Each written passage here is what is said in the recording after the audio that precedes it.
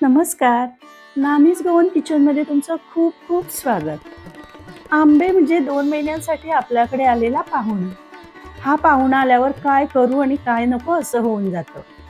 तो आपल्या घरी 1-2 महिनेच असतो, पण पुढचं वर्षभर आपल्या गोड आठवणी ठेवून जातो. तर आज आपण बनवतोय अप्रतिम आणि भन्नाट असं एक मँगो ड्रिंक, जे मुलांना दिल्यावर ती तर तुमची फॅनच होऊन जातील. चला बनवूया होममेड मँगो फ्रुटी. तर फ्रुटी बनवण्यासाठी मी इथे घेतले 3 मस्त पिकलेले आंबे. तुम्ही कुठलेही घेऊ शकता. मी इथे घेतलेत गोवेकरांचे प्रिय असे गोवन मानकुराद आंबे. आणि अर्धी कैरी मी इथे घेतली आहे. ही कैरी जास्त आंबट नाही आहे. खूप आंबट कैरी असेल तर छोटासा तुकडाच घ्यायचा. आणि आंबे जास्त गोड असतील तर कैरीचं प्रमाण वाढवायचं. फ्रुटी पिताना जो आपल्याला छान टँगी फ्लेवर मिळतो ना, तो कैरीचाच असतो. आता या आंब्यांचा आपल्याला पल्प काढून घ्यायचा आहे. आता मी इथे तिन्ही आंब्यांचा पल्प काढून एका मिक्सी जारमध्ये काढून घेतला आहे. याच्यात कैरीचे तुकडे पण ॲड करते आणि याची आता एकदम फाईन अशी प्युरी तयार करून घेऊया. आणि एका गाळणीत मी ती गाळून घेणार आहे. गोवन मानकुराद आंब्यामध्ये भरपूर प्रमाणात धागे असतात. जर तुम्ही हापूस किंवा दुसरा कोणताही आंबा घेणार असाल तर ही स्टेप स्किप करू शकता.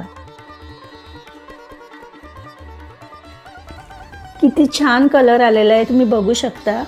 आता हे छान गाळून घेऊया.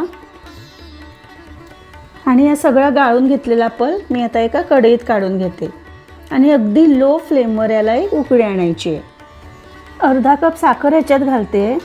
आंबे खूपच गोड आहेत, त्यामुळे अर्धा कप पुरेसा होईल. अगदी मंद गॅसवर याला शिजू द्या.